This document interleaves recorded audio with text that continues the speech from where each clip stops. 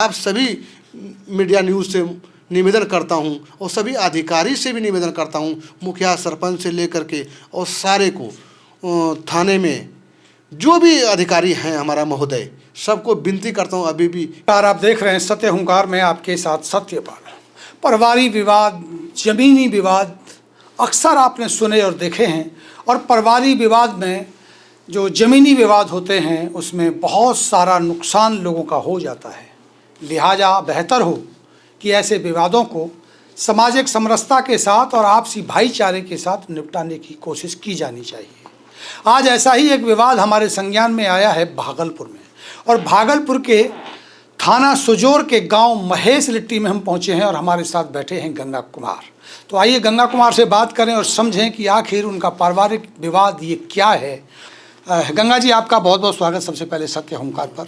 आपको भी बहुत बहुत धन्यवाद करता हूं जो कि कीमती समय निकाल करके ये हमारे न्यूज़ के लिए आपको दिखाने के लिए आप आए हैं, इसके लिए धन्यवाद करना चाहूँगा आपको। चलिए, बहुत बहुत धन्यवाद आपका कि आपने समय दिया।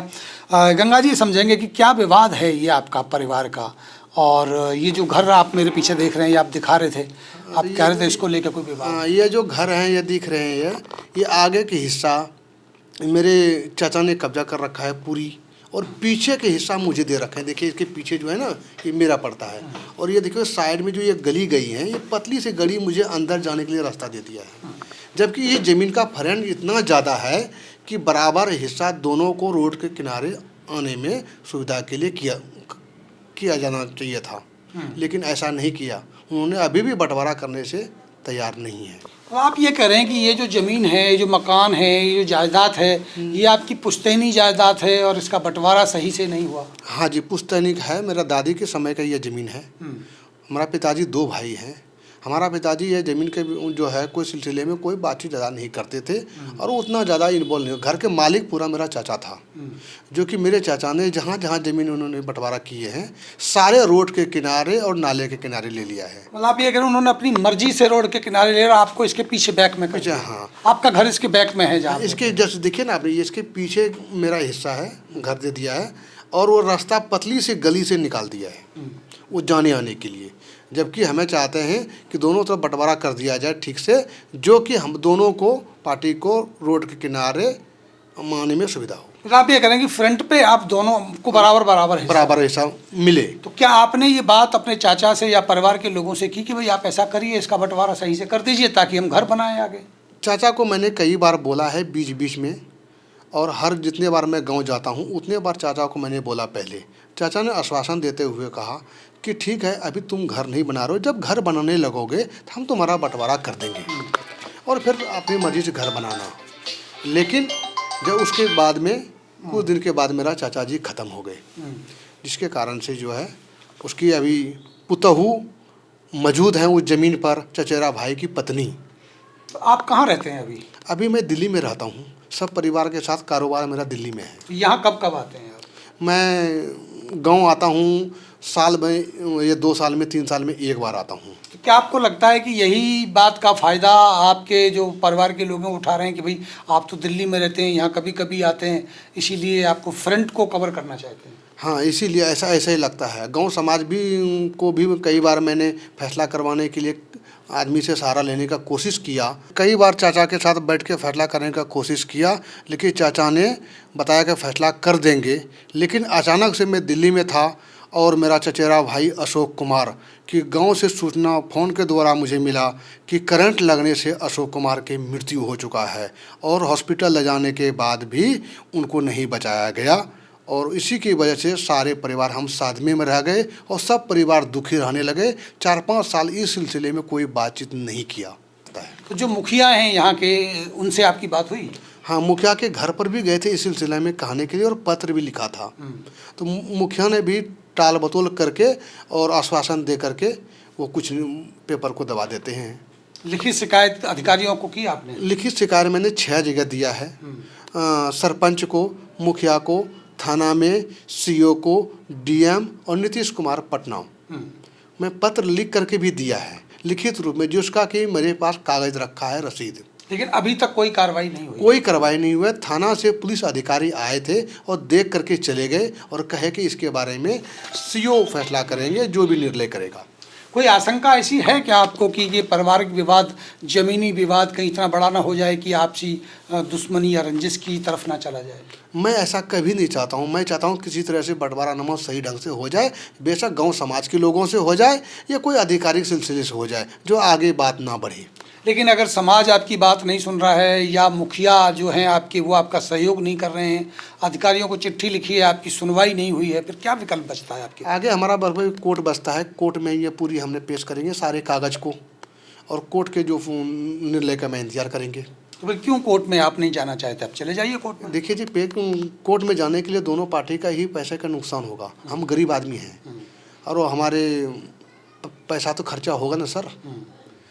तो हम वो नहीं चाहते कोई ज़्यादा विवाद बढ़े, और ऐसे छोटी मोटी चीज़ सॉल्यूशन कर लेना चाहिए, उनको भी कोई नुकसान नहीं होता। तो आप ये कह रहे हैं कि आपसी सहमति से अगर मामला निपटे तो ज़्यादा बेहतर? बिल्कुल बेहतर जी, मैं भी यही चाहता हूँ। गौ समाज के नज़रों में हम ठीक रहें और सभी को सुविधा हो इसकी। एक आपकी बहन का मामला है, एक बहन है आपकी जो यहीं रहती हैं, जिनका वो घर बता रहे थे आप कि उनका आप घर बनाना चाहते हैं, वो क्या मामला है? मेरा बहन यह है कि मेरी बहन की शादी जब हुई थी, 2 शादी होने के बाद दोनों में जीजा ख़त्म हो गए हमारे, तो वो सबने परिवार वालों ने निर्णय किया कि यह यहीं रहेगी। तो सब दिन हमारे घर पर पुश्तैनी ज़मीन पर रह गई। जब तक मम्मी पापा था तो मम्मी पापा के साथ रही। उसके बाद वो अकेली हैं, वो पुश्तैनी की ज़मीन पर झोपड़ी डाल करके, और बारिश पड़ते ही उसके झोपड़ी पर पानी गिरते हैं और ठंड में वो परेशान होती है।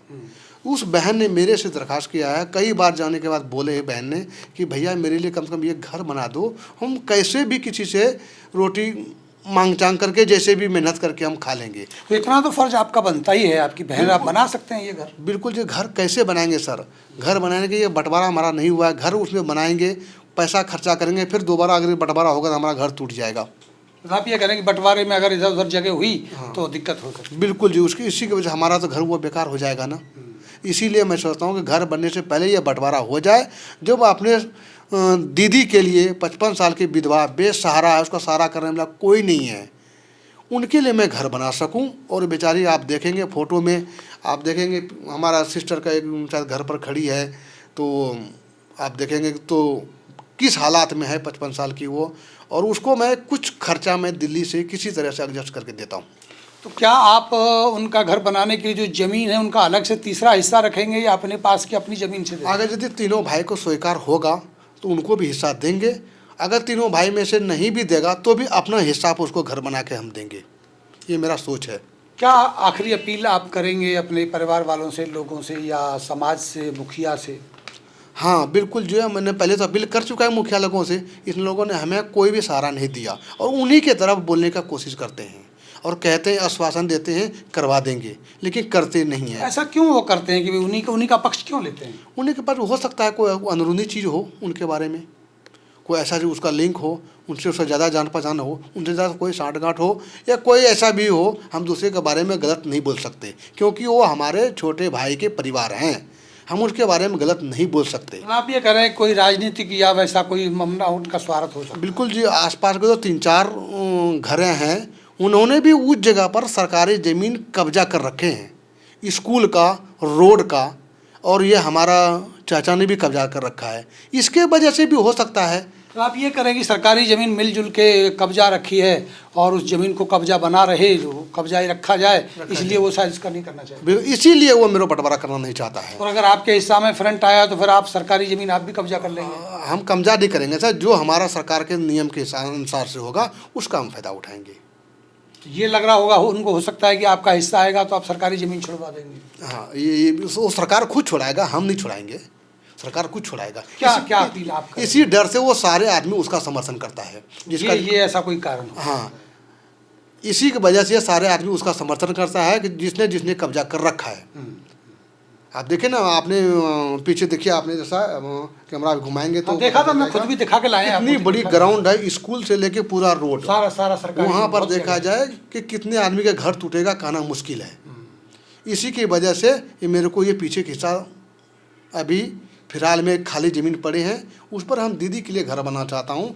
आप सभी मीडिया न्यूज़ से निवेदन करता हूँ और सभी अधिकारी से भी निवेदन करता हूँ, मुखिया सरपंच से लेकर के और सारे को, थाने में जो भी अधिकारी हैं हमारा महोदय, सबको विनती करता हूँ अभी भी कि बिना केस मुकदमा किए हुए और हमारा ज़मीन को ये बंटवारा कर दिया जाए, जो कि हम 55 साल के बेसहारा दीदी को उसको घर बना के दे करके उसके जीवन भर के लिए हम सहारा बन सकें। आपने समय निकाला और बहुत बहुत धन्यवाद। धन्यवाद। आप जो इतना दूर से आ करके हमारा ये समर्थन किए, बहुत अच्छी की बात है और आपको धन्यवाद करता हूँ सतपाल जी।